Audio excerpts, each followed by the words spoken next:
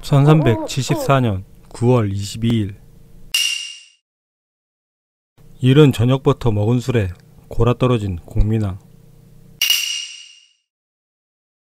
칼로 무장한 황관 최만생과 자제의 소속 4명의 호위병이 은밀히 초소로 들어온다. 최만상의 칼이 공민왕의 머리를 베는 것으로 시작으로 4명의 칼이 어지럽게 꼽힌다.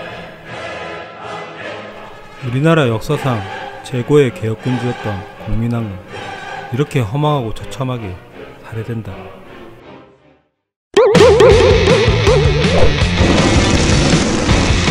Love for History Channel.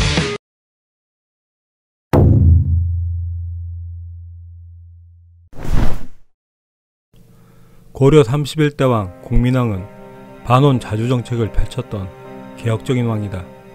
그 시절 고려는 밖으로는 원나라가 내부로는 친원 권문세족이 득실되는 사면초가의 상황이었다. 이러한 어려움 속에서도 기양후의 뒷배를 믿고 무소불위의 권력을 휘두르던 기철일가를 제거하고 원에서 뺏긴 요동 일국의 땅을 되찾는 등 고려의 자주성을 높이는 여러 업적을 쌓는다. 고려의 개혁을 성공적으로 이끌던 그가 45세의 젊은 나이에 살해당한 것이다. 그럼 그를 죽인 범인이 누구이며 살해 동기는 무엇이었을까? 역사서에 나오는 범인들은 모두 자제의 소속 사람들이다. 영화 쌍화점에서 조인성이 속해있던 집단이 바로 이 자제의이다. 이러한 자제의의 역할은 왕의 경호와 보위였다. 이들은 병법을 배우고 무예를 익혔다고 전해오고 있다. 하지만 그들의 은밀한 업무는 따로 있었다. 다음은 고려사에 나온 내용이다. 공민왕은 가끔 어린 궁녀에게 얼굴을 가리게 하여 자제의 사람들에게 음란한 행동을 하게 했다.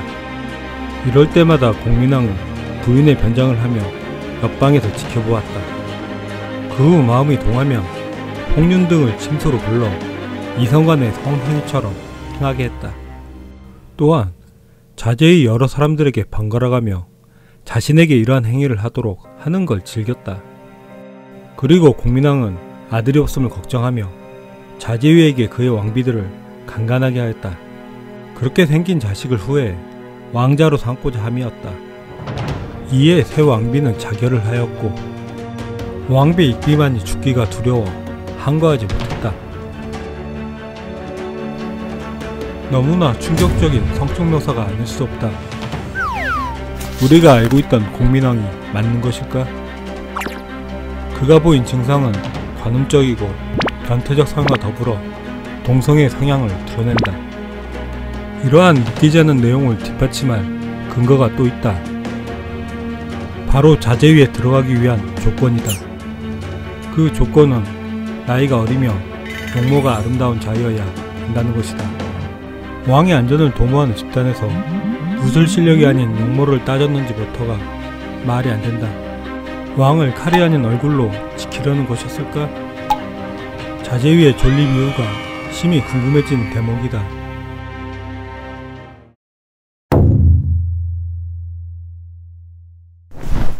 공민왕은 왕이 되기 전 결혼한 노국공주 외에 4명의 왕비를 두었다. 노국공주와 공민왕의 사랑은 이미 널리 알려져 있다. 고려 왕이 되기 전 원나라의 볼모신세였던 공민왕과 결혼했던 노국공주. 그녀는 서열순으로 왕이 되기 힘들었던 공민왕을 왕이 되게 해준 킹메이커였다. 공민왕의 전대 왕들이 이런저런 이유로 중도에 물러나게 된다. 이때 공민왕을 적극적으로 고려왕으로 서거해준 게 노국공주와 그의 장인이었다. 고려에 와서도 공민왕을 가장 도와주었던 정치 세력이 바로 노국공주였었다. 암살 위험에 처했던 공민왕 앞에서 온몸으로 막아섰던 일화는 유명하다. 재미있는 사실은 공민왕과 노국공주는 동침이 거의 없었다고 한다. 사랑과 동침의 횟수가 비례한다고 할 수는 없지만 참 의아한 대목이다. 노국공주뿐만 아니라 이후에 들인 여러 왕비들과도 동침은 없었다고 한다. 그렇다면 그가 성적 불능이 아닐까라는 의문을 가질 수도 있다. 하지만 노국공주가 임신을 했다는 걸 보면 그 정도 수준은 아닌 듯하다. 도리어 공민왕은 여장을 하고 동성애를 즐길 만큼 대담한 성적 판타지를 가진 사람이었다. 노국공주에 대한 애틋한 사랑과 관음적 동성애 행각이 너무 극단적이라 어울리지가 않는다. 과연 그는 노국공주를 사랑했던 것일까? 아니면 정치적 동지였을까?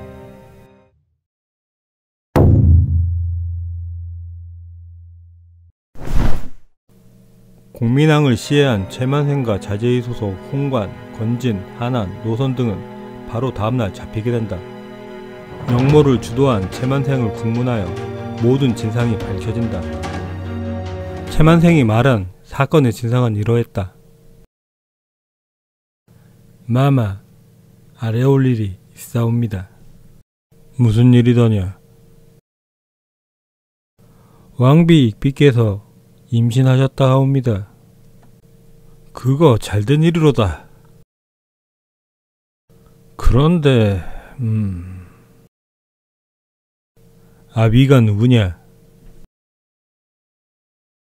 익비가 말하길 홍윤이라고 하더이다. 아들이면 내 후사로 삼겠다.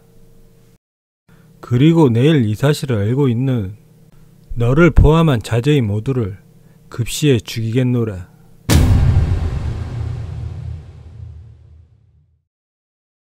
이 애길들은 홍만생은 자제의로 돌아가 모든 사실을 폭로한다. 그리고 그날 밤 자제의가 왕을 살해하게 되었다는 것이다. 그런데 말입니다. 홍만생이 말한 사건의 전말은 앞뒤가 전혀 맞지가 않는다. 첫째, 왕을 살해한 자제의의 살인범들은 왜 도망치지 않았던 것일까? 두 번째, 그렇게 많은 살인자들을 목격한 사람이 왜 한 명도 없는 것일까?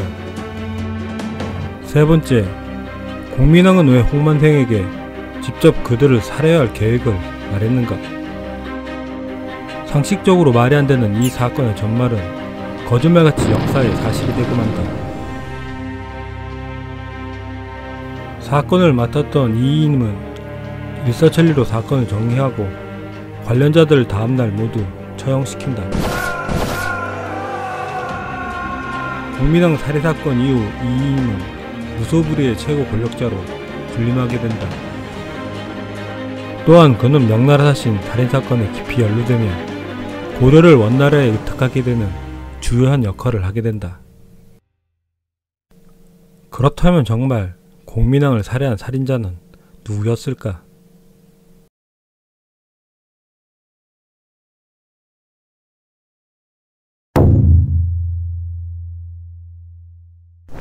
실제 공민왕이 동성애자였는지는 역사서의 기록만으로 단정짓기 어렵다. 공민왕을 살해한 자제의가 진범인지 확신할 수 있을까? 백성에게 사랑받았던 개혁군주가 살해를 당했다. 그 이후 얼마 지나지 않아 조선이 개국된다. 역사는 승리한 자들의 자기 변명과도 같다. 고려를 그리워하는 사람들에게 승리자들은 점잖게 말한다. 왕조를 이을 수 없는 불임의 고려 왕조와 동성애자 왕은 이지라고 말이다.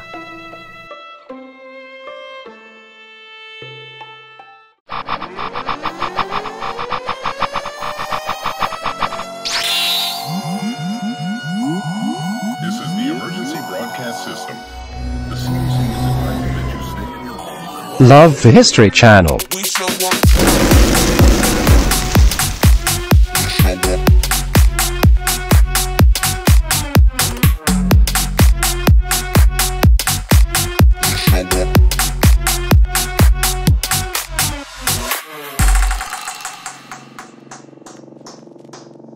We show up in the party, fire than everybody. We show up in the party.